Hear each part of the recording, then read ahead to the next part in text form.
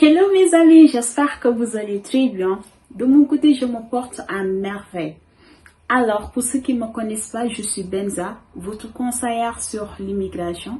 C'est toujours un grand plaisir de vous retrouver sur ma chaîne YouTube.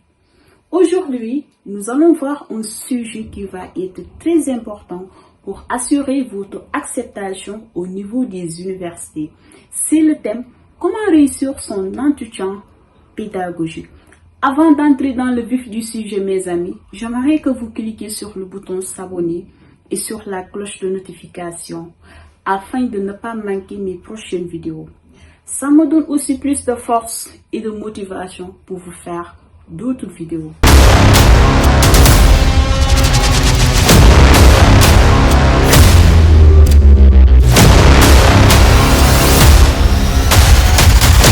Comme vous le savez, le facteur le plus crucial pour vous assurer d'être accepté dans les différentes universités que vous avez postulées est l'entretien.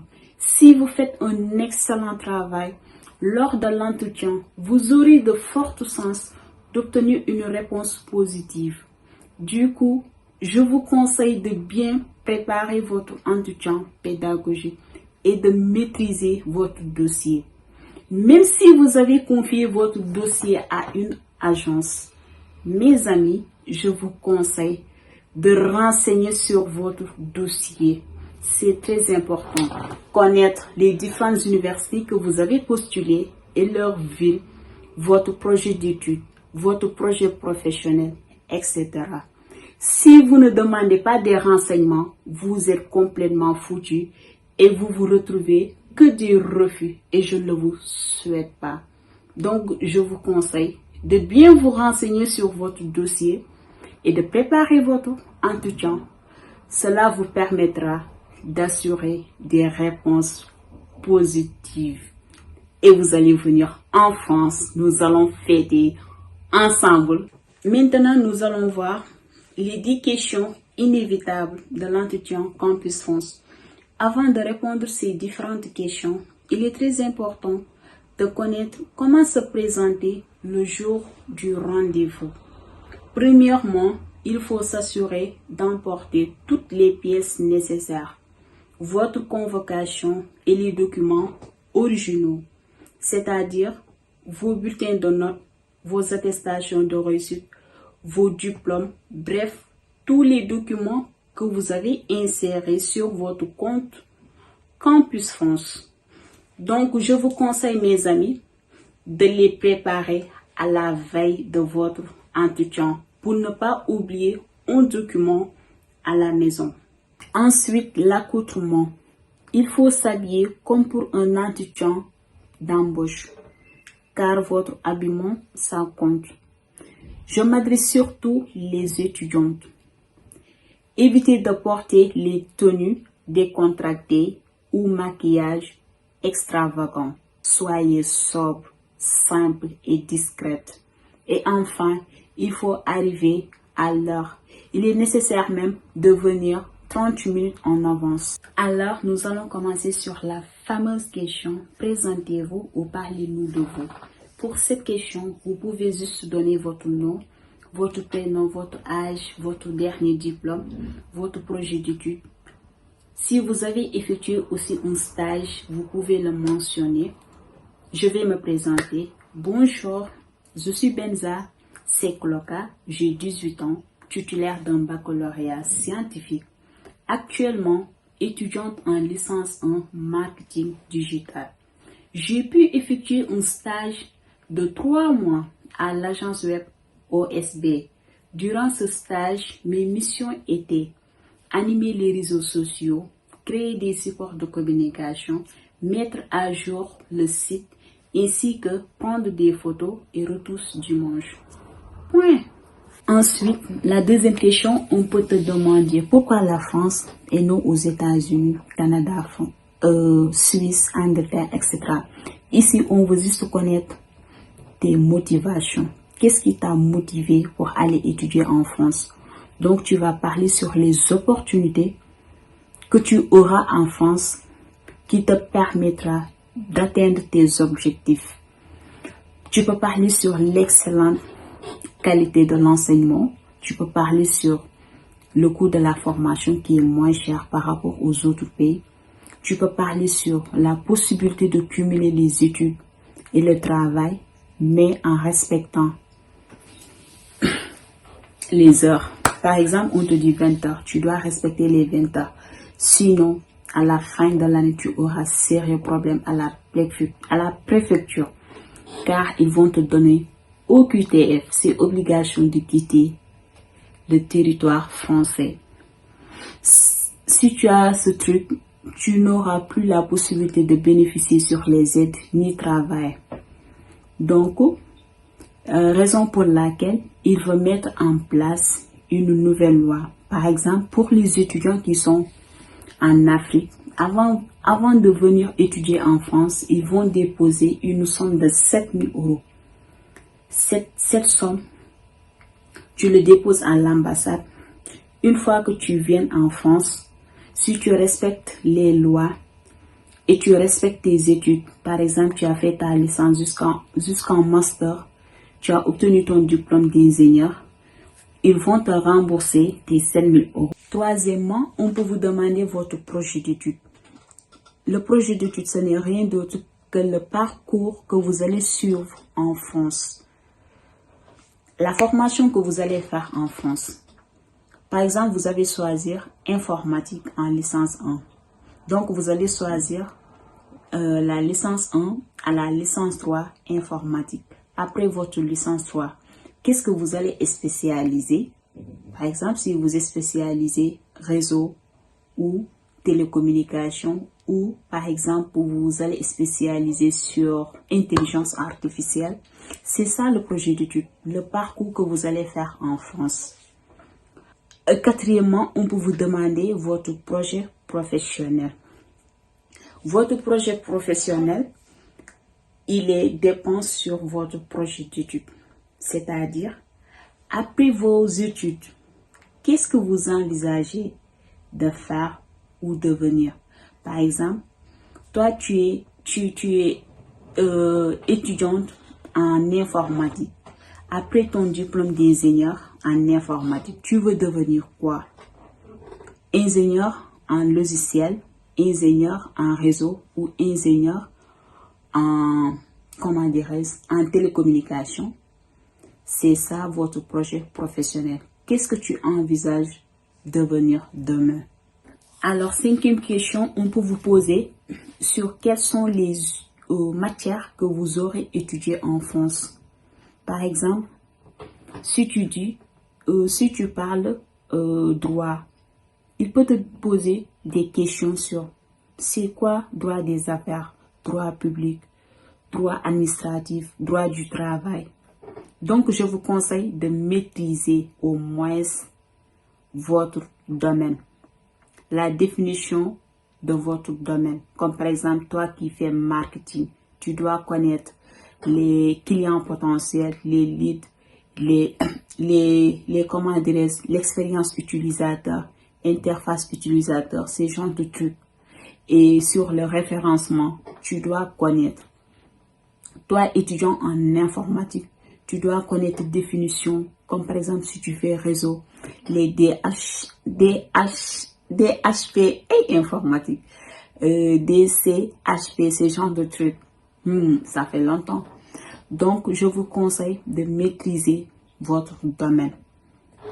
Car il peut vous poser des questions sur les matières que vous aurez faire en France. Il peut te demander quelles sont les villes que vous avez choisies. Cette question, c'est une piège. Quelles sont les villes? Pour répondre à cette question, il ne faut pas répondre sur les villes. Vous pouvez lui dire que mes choix ne dépendent pas sur les villes. Par exemple, tu as choisi ces villes parce que les formations que tu veux suivre en France, c'est à consulter les différentes universités qui dispensent cette formation. Et tu as regardé que cette formation qu'ils proposent et les prérequis de cette formation sont conformes avec tes notes et tout ce qu'ils demandent. raison pour laquelle tu as choisi ces universités et non ces villes. Il ne faut pas dire, ouais, j'ai choisi Paris parce que je veux prendre des photos à Tour Eiffel. J'ai choisi Marseille parce que là-bas, je suis supporter marseillaise. Et je choisi Bordeaux parce que la ville Bordeaux est propre. J'ai choisi Nice parce que Nice c'est une ville touristique. Arrête, faut pas donner ce genre de réponse. Raison pour laquelle il faut bien maîtriser votre dossier pour éviter certaines erreurs ou de ne pas répondre à certaines questions. Par exemple, si toi, tu as donné ton dossier à une personne, c'est quelqu'un qui l'a géré. Tu connais même pas les formations qu'il a choisies pour toi. Tu connais pas les universités qu'il a choisies. Tu connais pas les différentes... comment je peux expliquer? Tu connais rien sur ton dossier, c'est tout ton problème. Parce que parfois, on peut vous demander même si c'est toi qui as géré ton dossier ou pas. Imagine-toi, tu pars en entretien, on te demande cette question. Tu connais rien sur ton dossier. Qu'est-ce que tu vas répondre? Même si tu ne sais même pas comment créer le compte Campus France ou tu ne sais même pas la procédure. Ce qui est très important de demander après la validation du dossier ou même avant qu'il valide ton dossier, tu dois lui demander tes identifiants afin que tu puisses accéder sur ton compte pour regarder les différentes universités et les formations qu'il a choisies pour toi. Parce que par exemple, les agences, eux, ils s'en fichent. Tu payes ton argent, tu payes des 75 ans, etc. Tu payes ton argent. Eux, parfois, ils peuvent même choisir des formations qui ne sont pas adéquates avec ce que tu veux suivre ou même de choisir des universités que tu n'aimes pas étudier. Raison pour laquelle, même si tu payes dans une agence, tu dois demander tes identifiants pour savoir tout ce qu'il fait sur ton compte Campus France. Sinon, le jour de l'entretien, tu vas regretter. Grave. La 6e question, on peut vous demander, après tes études, qu'est-ce que tu comptes faire? La fameuse réponse des étudiants. Aïe, on se connaît. Après mes études, je compte retourner dans mon pays pour participer au développement du pays avant d'obtenir le visa. Alors, tu peux juste dire la vérité. Hein? Tu peux dire, après mes études, je compte bien retourner dans mon pays, mais je préfère rester quelques années afin d'acquérir de l'expérience dans mon domaine. Ensuite, la 7e question, on peut vous demander comment comptez-vous financer vos études.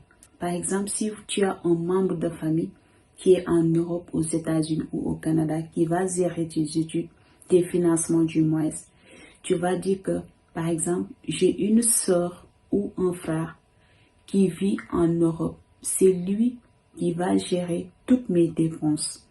Si tu as un compte bloqué, tu peux dire, j'ai un compte qui me permettra de faire toutes mes dépenses en France. Sinon, tu peux rajouter, une fois arrivé en France, j'ai la possibilité de travailler les week-ends.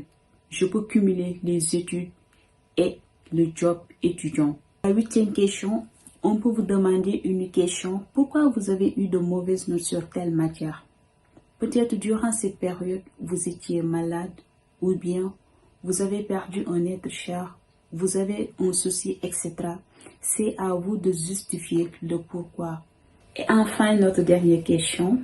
Supposons qu'aucune université ne vous accepte ou bien vous n'avez pas obtenu votre visa. Qu'est-ce que vous comptez faire? Cette question, juste pour vous dire que dans la vie, il faut toujours avoir un plan B. Il faut toujours un plan B. Tu fais la procédure Campus France. Ne dis pas, oui, je fais la procédure. Je me focalise uniquement sur Campus France. Si tu fais la procédure, en même temps, tu dois t'inscrire dans une école de formation ou même t'inscrire à l'université. Parce que la procédure Campus France, c'est pas que tu fais la procédure et tu dois forcément avoir une acceptation ou bien un visa. Chaque chose a son temps.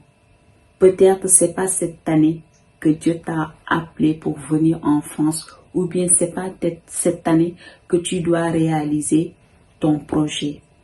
Ce que je te conseille, tu fais la procédure en même temps, tu dois avoir un plan B.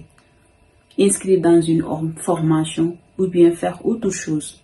Si ça ne marche pas, tu ne feras pas année blanche. Il ne faut pas focaliser sur un seul truc. Parce que cette Campus France là, surtout cette année, ils sont tellement sévères. Trop même, trop. Il faut préparer alors bien votre entretien. Parce que cette année, ils sont sévères. Hein? Les questions que j'ai vues cette année, j'ai même peur, j'ai dit heureusement. J'espère que la vidéo vous a aidé. N'oubliez pas de liker et de cliquer sur le bouton s'abonner. Et on se dit à très vite pour une prochaine vidéo. Bye!